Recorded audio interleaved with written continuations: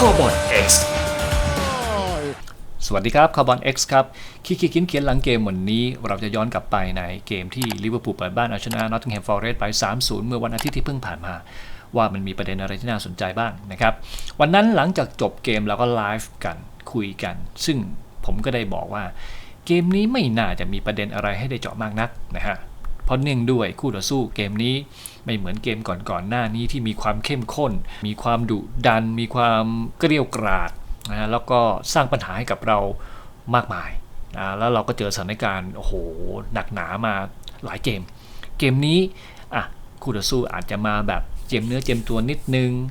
แต่เขาก็ไม่ได้เข้มข้นในเรื่องของการไล่เพรสซิ่งการตั้งรับก็มีความหละหลวมมีความผิดพลาดด้วยนะครับแล้วก็เกมรุกก็ไม่ได้อาศัยความอะไรฉกฉวยความผิดพลาดหรือไม่ได้สร้างปัญหาให้กับเกมรับเราเท่าไหร่นักนะครับซึ่งมันก็ต่างกันวันนั้นผมนั่งดูแล้วรู้สึกว่าไม่มีอะไรนอนดูสบายเพียงแต่แค่ดูว่าลิเวอร์พูลจะใช้วิธีแบบเนี้ยลิเวอร์พูลจะใช้วิธีใดในการเจาะเข้าทำนะซึ่งมันคนละเรื่องกับเกมที่แล้วรู้สึกมันตันมันแน่นไปหมดจนกระทั่งคิดว่าเอาล่ะต้องพึ่งแหวกเข้าไปเพื่อให้มันได้จุดโทษให้มันสร้างโอกาสเข้าไปหรือใช้วิธีต่างๆนะฮะกลเม็ดเคล็ดลับต่างๆเล่ห์เหลี่ยมต่างๆหรือว่าเหลี่ยมบอลต่างๆเข้าสู้กันเลยทีเดียวนะฮะแต่ยังไงก็แล้วแต่วันนี้ยังมีโอกาสได้มองเกมรุกของลิเวอร์พูลการสร้างโอกาสของลิเวอร์พูลซึ่งมันได้เห็นข้อที่ปรับปรุงแล้วดีขึ้นจากเกมก่อนหน้านั้นโดยเฉพาะฝั่งขวานะครับวันนี้ฝั่งขวามีการพัฒนาขึ้นอย่างมากนะครับเดี๋ยวเราไปดูกันแต่ก่อนอื่นครับเรามาติดตามเรื่องสำคัญกันนิดหนึ่งนะครับเป็นเรื่องสำคัญของชาวเราครอบครัวลิเวอร์พูลนะฮะคือข่าวของคุณพ่อหลุยส์ ดิอาสที่ถูกลักพาตัวเป็นอย่างไรกันบ้างเพราะว่าวันนี้หน้าฟีดหน้าสื่อทุกสื่อเต็มไปด้วยบัลลงดอร์นะครับแต่ว่าหาข่าวอัปเดตกรณีของคุณพ่อหลุยส์ ดิอาสน้อยมากนะครับผมได้ติดตามทางฝั่ง Liverpool Echo นะครับก็มีอัปเดตเป็นระยะนะฮะซึ่งวันก่อนเราอัปเดตนะหลังจากช่วงจบเกมแล้ววันรุ่งขึ้นเนี่ยนะฮะทิ้งท้ายไว้ว่าคุณพ่อยังถูกควบคุมตัวอยู่ยังไม่สามารถช่วยออกมาได้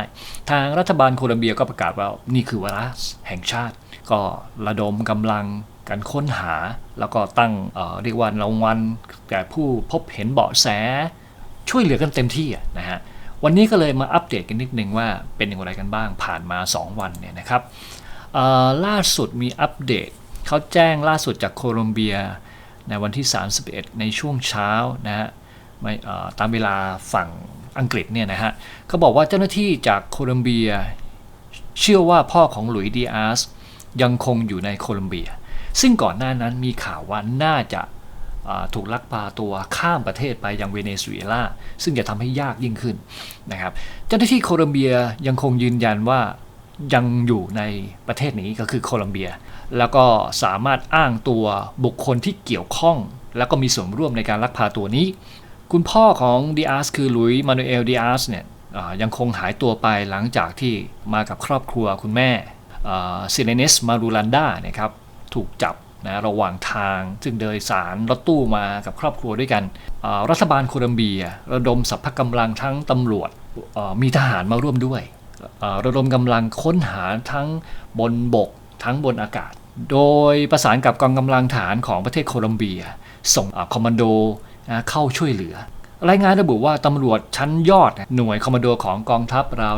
230นายร่วมค้นหานะโดยใช้ยานพาหนะทั้งเฮลิคอปเตอร์แบ็คฮอคนะแล้วก็การใช้เครื่องบินที่มีเซ็นเซอร์ตรวจจับยังคงคืบหน้าต่อยังคงระดมการค้นหาต่อซึ่งอย่างที่บอกครับรัฐบาลโคลอมเบียประกาศเอาจริงเอาจังแล้วก็นี่คือวาระแห่งชาติคือจริงๆแล้วก็ถือว่าเป็นทรัพย์สมบัติสำคัญของประเทศเนาะนักฟุตบอลหรือบุคคลสำคัญศิลปินหรืออะไรต่างๆก็เป็นสมบัติล้ำค่าของประเทศนะครับไปที่ขีดเขียนหลังเกมกันนะฮะอย่างที่ได้บอกไว้ก่อนหน้านี้ก็คือวันนี้เราเจอคู่ต่อสู้ที่ไม่หนักเกินไปนักการตั้งรับเล่นอะไรต่างๆก็ไม่ได้กดดันเท่าไหร่มีช่องว่างครับมีช่องโหว่ให้เราได้เล่นงาน แม้ว่าคู่ต่อสู้จะมาโอ้โหก็ตั้งรับแหละเรียกว่าวาง formation ไว้เลย5-3-2 หรือ5-3-1-1อะไรก็แล้วแต่วาง2ชั้นแต่วันนี้เราจะมาดูเกมทางฝั่งขวากันนะเกมที่แล้วมองว่าโมซาร่าขาดการซัพพอร์ตไปหน่อยฝั่งซ้ายค่อนข้างไหลลื่นการซัพพอร์ตดีแต่ฝั่งขวาเนี่ยโมซาร่าโซโล่มันคนเดียวมันไม่ไหวนะครับเขายืนรับกันซ้อนกันแน่นแต่วันนี้เราได้เห็นการซัพพอร์ตค่อนข้างดีลักษณะของการยืนโมซาร่าคู่ต่อสู้ครับก็จะมายืนดูการยืนฮะจะเป็นบล็อกเหมือนตั้งใจยืนผมรู้สึกว่าเขาตั้งใจยืนเกิน มันจะดูมีช่องบล็อกแต่ว่าไอ้บล็อกที่ยืนเนี่ยมันห่างผู้เล่นของลิเวอร์พูลก็พยายามแทรกเข้าไปในลายนะพยายามทางให้ห่างจากกันเพื่อให้ลายเขายืนห่างกันหน่อยตัวนี้ยืนจี้โมซาร่าอยู่ถ้าไม่มีคนซัพพอร์ตเนี่ยโมซาร่าจะต้องเจอชั้นนี้1ชั้นชั้นนี้อีก1ชั้นกว่าจะไปถึงเจอ3ชั้นนะครับแต่วันนี้จะได้เห็นโซโบเนี่ยค่อนข้างซัพพอร์ตโมซาร่าได้ตลอดและได้เยอะมากโซโบสามารถวิ่งได้ปกติโซโบวิ่งตลอดอยู่แล้วโซโบจะคอยซัพพอร์ตจังหวะเก็บตกมากกว่าแต่เกมเนี้ยโซโบทำทางฉีกแหวกดึงคู่ต่อสู้แทนแล้วก็ไม่ใช่การหลอกหรือการดึงคู่ต่อสู้อย่างเดียวมันเป็นการชี้ช่องฉีกเข้าไปเพื่อเปิดแนวรับให้เป็นแผลแล้วเข้าทำแล้วก็มีประสิทธิภาพด้วยมีการซัพพอร์ตแม้กระทั่งโกนาเต้เนี่ยจังหวะขึ้นดันขึ้นมาช่วยโมซาร่าด้วยมีความรู้สึกเลยว่ามันดูไม่โดดเดี่ยวอย่างนี้ช่วยกันเนี่ยโอเคโมอายุเยอะแล้วจะให้ลากเลื้อยใช้ร่างกายเหมือนเมื่อก่อนมันคงเป็นไปได้ยากมาดูจังหวะวิ่งเข้าไปวางบอลครอสเข้าไปถ้าเกมที่แล้วนะเราครอสเข้าไปอย่างนี้ลำบากครับโดนเขาตันออกมาหมดแต่ครั้งนี้หยอดข้ามหัวไปฉีกมารับบอลได้บอลตลอดดาวินตามสไตล์ที่ผมบอกก็คือชอบแกที่แกชอบวิ่งฉีกซ้ายฉีกขวาไขว้บ้างอะไรบ้างแต่ลักษณะเกมเนี้ยมันจะมีตัวป่วนเข้าไปแทรกลายแล้วลิเวอร์พูลจะไม่ไปยืนค้ำอยู่ในโซนลิเวอร์พูลจะมี2ตัวเนี้ยห้อยอยู่ลายที่2แทนแล้วก็ตัวเนี้ยสำคัญโจต้าจะคอยเก็บตกอยู่อีกฝั่งหนึ่งคอยวิ่งแทรกลายช่วยทำให้เสียสมาธิบ้างในจังหวะที่เปิดลูกครอสเข้าไปหรือจังหวะเข้าทำแต่ลักษณะเนี้ยมาดูอีกทีหนึ่งเนี่ยเหมือนอย่างเงี้ยเราจะได้เห็นโซน2เนี่ยจะมีคนยืนอยู่2ลักษณะการยืนเนี่ยคู่ต่อสู้จะมองเลยว่าลิเวอร์พูลมาตัวเดียวอะเราควรจัดการยังไงดีลิเวอร์พูลถอยกลับมาแดน2เนี่ย2ตัวเนี่ยถ้าเป็นการวางแผนหน้างานนะเอายังไงดีอะสักตัวหนึ่งคอยมาจัดการกับแนวที่2ของลิเวอร์พูลดีไหมไม่อย่างนั้นนี่เราจะเจอการเก็บบอลแถว2เล่นงานได้ถ้าเกิดว่าโยนมาแล้วดาวินพักบอลนะตัวที่2ลายที่2เนี่ยถ้าเก็บบอลได้เนี่ยอันตรายแต่ถ้าเราทิ้งตัวไว้ตัวเดียวไว้จัดการกับดาวินเนี่ยก็เสี่ยงเกินเป็นการให้คู่ต่อสู้เนี่ยตัดสินใจว่าเอาไงนะอันนี้ช่วงต้นเกมนะตั้งแต่ช่วงแรกลิเวอร์พูลเล่นแบบนี้ยืนรอตรงนี้เลยคู่ต่อสู้ไม่กล้าแตกลายยังยืนรับอยู่ในลาย4หรือ5แบบนี้แถว2ของลิเวอร์พูลเล่นสบายเก็บบอลได้เราจะได้เห็นว่าเปิดเข้าไปติดทำเสียบอลในกรอบเขตโทษทำไมลิเวอร์พูลถึงเก็บบอลคืนได้เร็วนะเพราะฉะนั้นในช่วงแรกการครอสการทิ่มการอะไรก็แล้วแต่เก็บกินหมดเลยส่วนในเกมรับวันนี้ดูเหมือนจะค่อนข้างงานไม่ชุกเท่าไหร่การยืนโซนการลงไปเล่นซ้อนกันช่วยในเกมรับทุกสิ่งทุกอย่างก็เป็นไปตามเป้านะยังไงก็แล้วแต่3ตัวนะครับจังหวะนี้อาริซงเกมนี้แทบจะมีส่วนในการบิวเกมน้อยกว่าทุกเกมนะเพราะว่าเกณฑ์การบิวเกมส่วนใหญ่ก็จะพึ่ง3ตัวเนี่ยนะฮะในการสลับกันขึ้นลงรับบอลหรืออะไรก็แล้วแต่นะรับขึ้นมาแล้วจะออกบอลยาวทางไหนก็แล้วแต่นะครับดึงด้วยคู่ต่อสู้ไงมาในแผนที่เรียกว่าไม่ไล่ไม่กดดันนะฮะไปยืนตั้งโซนกันอย่างเดียวเลยคือลิเวอร์พูลพอบุกเกินครึ่งสนามปั๊บคู่ต่อสู้หันหลังกลับเลยหันหลังวิ่งไปรอในเมื่อไม่ได้ไล่ไม่ได้ดันโซนบนเท่าไหร่มีไล่แค่2ตัวอย่างนี้เนี่ยดินแดนกลางสนามเนี่ยควบคุมไว้ได้โดยเบ็ดเสร็จเด็ดขาดตั้งแต่ช่วงต้นเกมที่ผ่านมาตั้งแต่ช่วงต้นเกมเลยนะฮะเทรนต์ฟานไดค์โกนาเต้อันนี้มีแม็กกาวิ่งน่าจะแม็กกานะเทรนต์หันไปมองครับจังหวะนี้แม็กกาจะวิ่งมาช่องนี้เทรนต์ให้บอล นี่เป็นจังหวะต่อเนื่องให้โฉบมาแล้วเปลี่ยนความเร็วปึ้งปึ้งปึ้งพอได้สักพักหนึ่งพอทุกสิ่งทุกอย่างเข้าที่เข้ารันอินลิเวอร์พูลก็จะเริ่มก็เลยอะไรปฏิบัติการฟุตบอลทรานสเฟอร์ฟุตบอลที่เรียกว่าฟุตบอลถ่ายเทเปลี่ยนจากรับเป็นรุกได้โคตรเร็วมากนี่น่าศึกษาเนี่ยมีเป็นศาสตร์อีกแบบหนึ่งที่ลิเวอร์พูลนำมาใช้กันนะถือว่าเป็นซิกเนเจอร์อีกตัวหนึ่งของลิเวอร์พูลนะในยุค 2.0 จังหวะที่แมคคาลิสเตอร์มาเทรนต์ให้เสร็จแล้วเทรนต์วิ่งขึ้นมาประคองแมคคาลิสเตอร์พลิกปั๊บกลับขึ้นมาแล้วดูคู่ต่อสู้ครับพอลิเวอร์พูลขึ้นบอลจะถึงครึ่งสนามคู่ต่อสู้เทวิ่งลงไปแล้วฮะตั้งหน้าตั้งตาลงครับเนี่ยฮะจากรับเมื่อสักครู่นี้ดูจังหวะนี้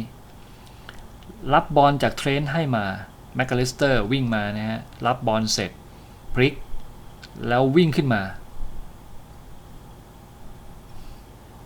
ผมไม่ได้เห็นการขึ้นเกมที่มันสะดวกโล่งสบายอย่างนี้มาหลายเกมแล้วดูภาษากายของคู่ต่อสู้ดิเตรียมถอยเตรียมโยกกลับไปตั้งโซนแทนที่จะเข้ามาบล็อกไม่ใช่เหรอผมคิดว่าจังหวะเนี้ยควรจะวิ่งเข้ามาบีบเพื่อไม่ให้แม็กอลิสเตอร์เปิดบอลดิซึ่งลิเวอร์พูลเนี่ยฮาล์ฟสเปซดันขึ้นมาแล้วซ้ายดันขึ้นมาแล้วดาวินครับขยับครับเข้าเล่นงานลายนี้เนี่ยสามารถจ่ายสั้นๆโจต้าได้นะซ้ายอาจจะโดนปิดสามารถแทงมาดาวินได้เล่นกับลายโซโบก็ได้เนี่ยมันวิ่งมาด้วยแบบว่าทางโล่งมากนะมาดูจังหวะของฝั่งขวานะฮะอันนี้จะชัดเจนเลยนะครับว่าได้รับการซัพพอร์ตอย่างไรโมซาร่าครับดันมาสุดครับเจอคู่ต่อสู้บล็อกปิดทางไว้นะฮะดูตัวในครับโซโบขยับมาแล้วก็มีดาวินอีกหนึ่งตัวนี่เล่น2ลายเลยขยี้เลยจุดหนึ่งคู่ต่อสู้อ่านเกมไม่แตกเซนเตอร์ถ่างออกมาบล็อกชั้นที่2กับโมแล้วนี่แนวรุกของลิเวอร์พูลจี้ช่องว่างระหว่างเซนเตอร์ที่ถูกถ่างออกไปทันทีแล้วก็มีโซโบมาจี้ช่องที่2อีกที่คู่ต่อสู้ออกมาบล็อกนะอันเนี้ยสามารถที่อาจจะบอกว่าโมซาร่าอาจจะหลุดจากตัวแรกมามีตัวซ้อน2ด่านก็ยังดีโซโบไปสมทบเข้าไปอีกเนี่ยทำให้ยิ่งตัดสินใจยากเลยนะครับว่าไอ้ซ้อน2เนี่ยถ้าหลุดมาเนี่ยทั้งโซโบทั้งโมซาร่าตัวเดียวเอาไม่อยู่แน่นอนมีวิธีการเล่นหลากหลายครับลิเวอร์พูลเนี่ยเขาตัดสินใจโฉบมาบล็อกอย่างที่เขาคิดเนี่ยว่าโมซาร่าจะหลุดตัวแรกมาจะหลุดตัวนี้แล้วเขาเข้ามาบล็อกซึ่งโซโบจ้องอยู่แล้วช่องนี้มันว่างไงเนี่ย2ตัวเนี่ยอันนี้ก็วิ่งฉีกจากแนวนู้นมานะครับจังหวะนี้ถ้าวิ่งทำทางให้นะวิ่งฉีกหรืออะไรก็แล้วแต่มันมีช่องครับโมซาร่าสามารถให้บอลสวยๆเหลือๆได้เลยจังหวะนี้ทิ่มไปที่ว่างครับนี่ก็อีกช็อตหนึ่งการจี้เข้าไปแล้วก็คอยซัพพอร์ตโมซาร่าไม่ว่าจะเป็นวิธีวิ่งทำทางดึงตัวประกบหรืออะไรก็แล้วแต่โมซาร่าลอยเลยเห็นไหมฮะตัวประกบอยู่ห่างเลยซึ่งก่อนนั้นนะประกบติดหันไปเจอนะฮะ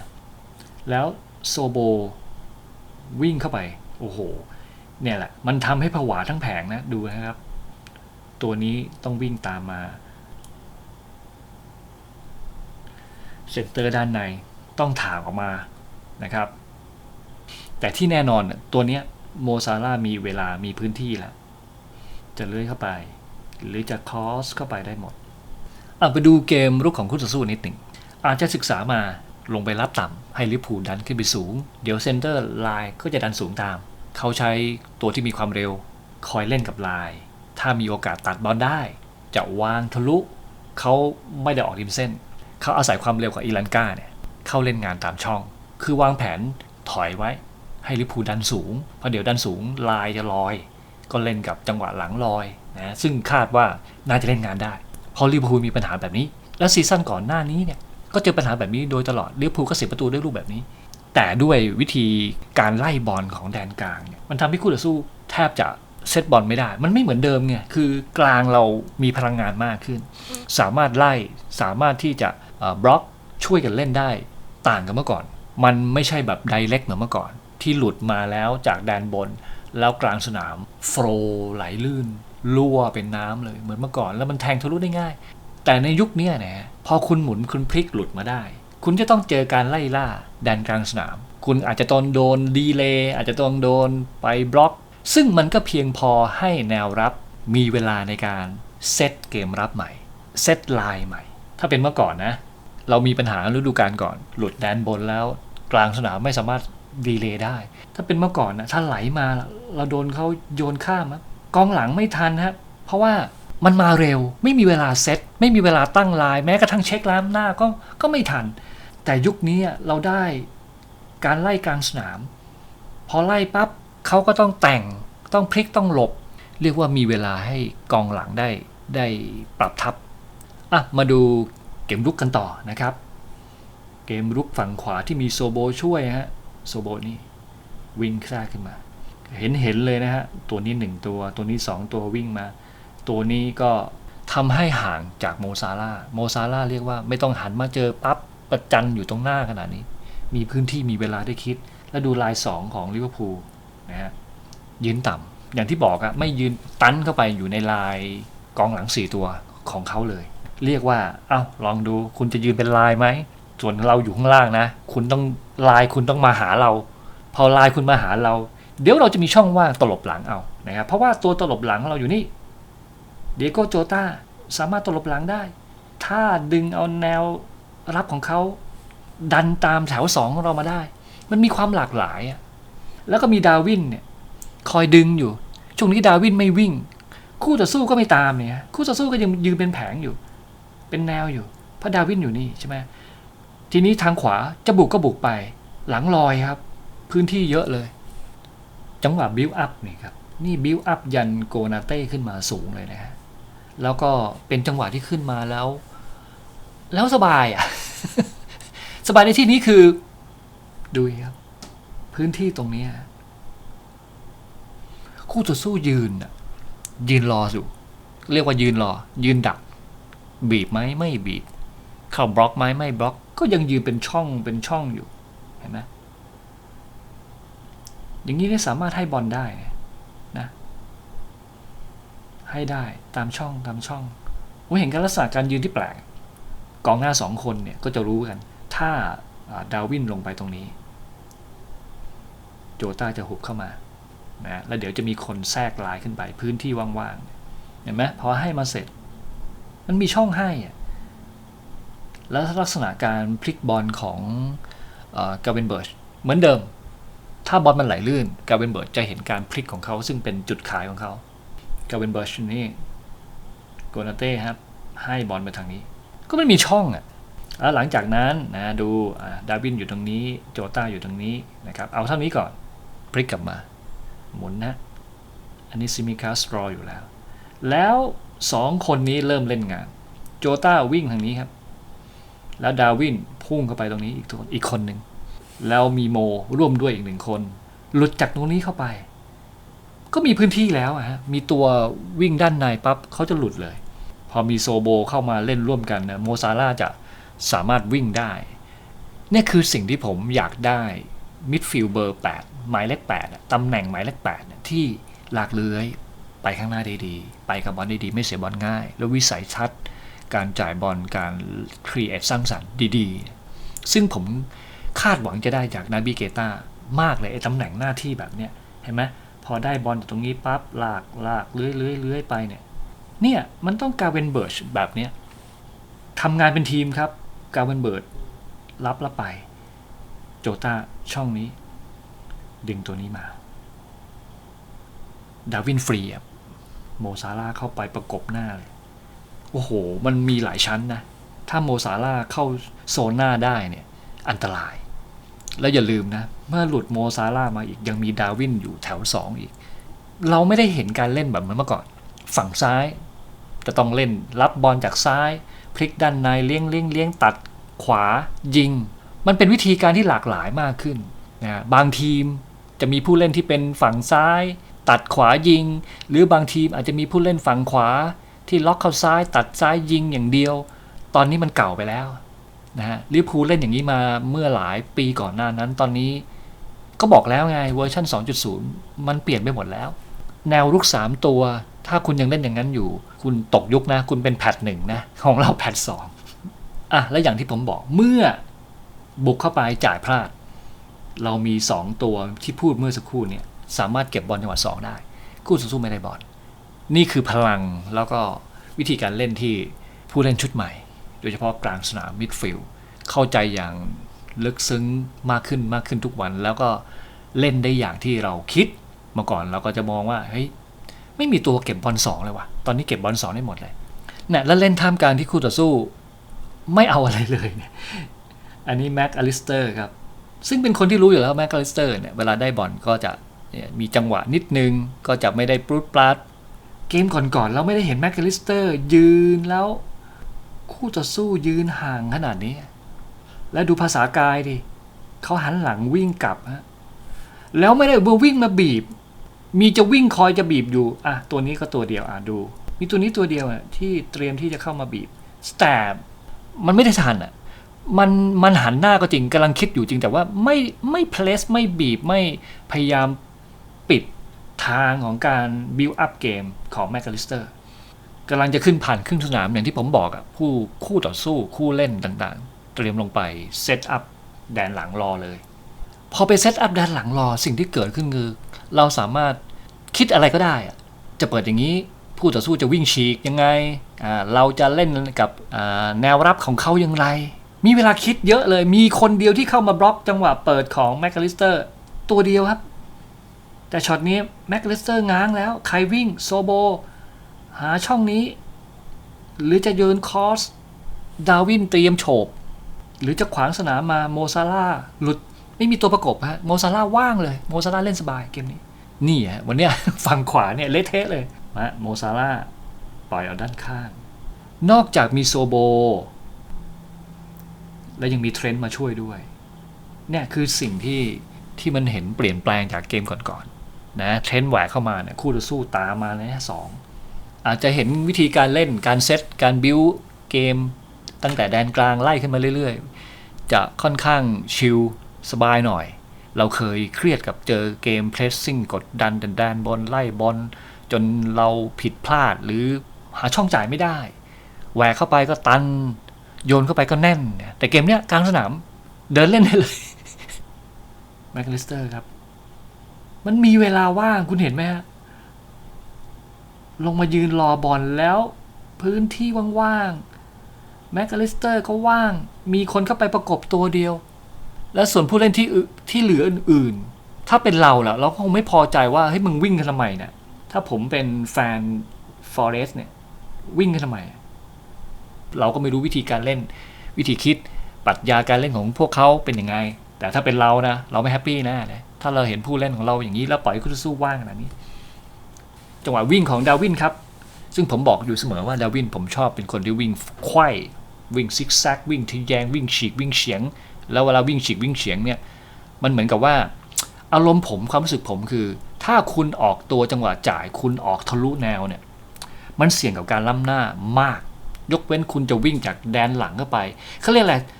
เหมือนวิ่งผลัดต้องมีช่วงที่เช็คมาร์กออกตัวนิดนึงเพื่อให้มันมีจังหวะพอดีกับลูกบอลแต่การวิ่งของดาวินเนี่ยวิ่งมาอย่างนี้แล้วก็ตัดชึกเหมือนว่าให้มี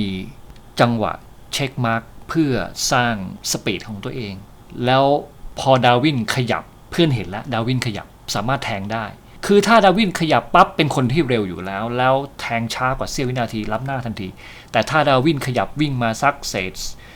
2 ใน 3เสี้ยววินาทีเนี่ยพอเพื่อนเห็นเพื่อนตัดสินใจจะจ่ายมันจะ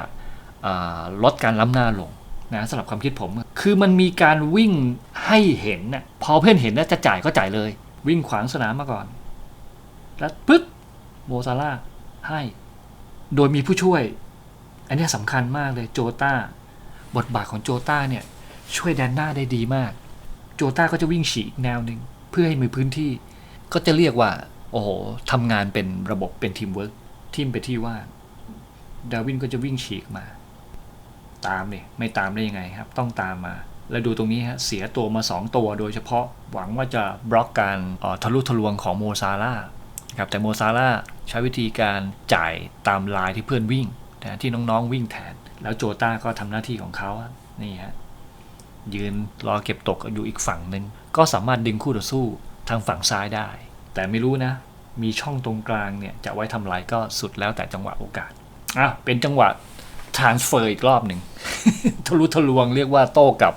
ก็ได้หรือจะบอกว่าเป็นการ transfer จากรับเป็นรุกโซโบครับแทงให้มาโมซาร่าซ้ายมีโจตาดาวินอยู่ตรงนี้ลิเวอร์พูลจะมีวิธีการซักซ้อมจังหวะวิ่งหลุดเดี่ยวผมมองดูแล้วว่าค่อนข้างพัฒนาขึ้นนะลดความผิดพลาดเมื่อก่อนนั้นเราจะเห็นประจำเลยไอ้หลุดเดี่ยววิ่งกัน3คนตัดสินใจกันสุดท้ายไม่เด็ดขาดเสียโอกาสไปยิงวืดวาดหรือไม่บางทีก็ทำบอลลั่นหรือบ่อยๆนะเพราะด้วยจังหวะการวิ่งกันปล่อยบอลรับบอลให้มันพอดีเดี๋ยวนี้ดูดีขึ้นคือวิ่งจี้ลายอยู่มันมีอยู่เสี้ยวแวบเดียวเท่านั้นเองทำให้2ตัวของคู่ต่อสู้เนี่ยแตกเพราะว่ายังมีโอกาสได้เลือก3ทางด้วยกันทางนี้โมซาร่าจะโซโล่เดี่ยวไหมหรือจะเล่นกับใครก็แล้วแต่มันมี3ทางให้เล่นคู่ต่อสู้เนี่ยกำลังตัดสินใจนะลังเล2จริงๆเอายังไงก็เอาไม่อยู่นะครับรอโอกาสช่วงจังหวะดึงจังหวะเพื่อจ่ายในจังหวะที่เหมาะสมดาวินฉีกออกข้างเลยดีกว่าโมซาร่าแทงให้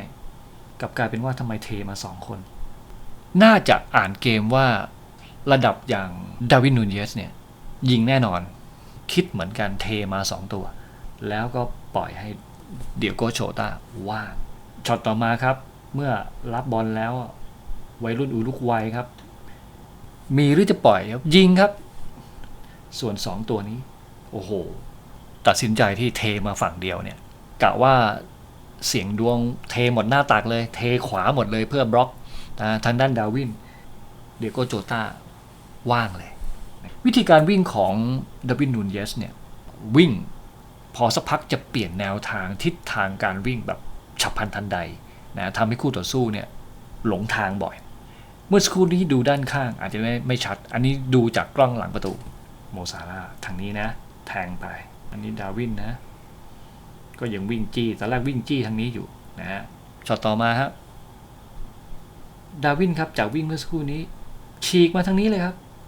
รับบอลจากโมซาร่าให้ไปช็อตหนึ่งเป็นประตูที่2นะครับโมซาร่าอยู่ริมเส้นโซโบครับขยับขึ้นมาด้านในมีดาวินนะคู่ต่อสู้ตรงนี้โซโบให้มาโมซาร่าก่อนนี่คือการตัดสินใจปล่อยบอลให้บอลที่เรียกว่าพอดีทั้ง3คนผมว่ามันมีความสามัคคีแล้วก็เป็นทีมเวิร์คค่อนข้างดีมากดาวินวิ่งค่อยๆบีบเข้ามาคู่ต่อสู้ถอยล่นครับเป็นแนวจริงๆรวมกันแล้วคู่ต่อสู้เนี่ย5ตัวลักษณะการวิ่งของโซโบเนี่ยตอนแรกๆเนี่ยย้อนกลับไปโซโบก็จะวิ่งตามแนวของเขาอยู่พอสักพักหนึ่งผมเห็นโซโบจะวิ่งเฉียงตัดเข้าไปด้านในบังทางคู่ต่อสู้เห็นไหมครั้งก่อนผมมองว่าเวลาจังหวะการวิ่งการสกรีนคนเรานึกถึง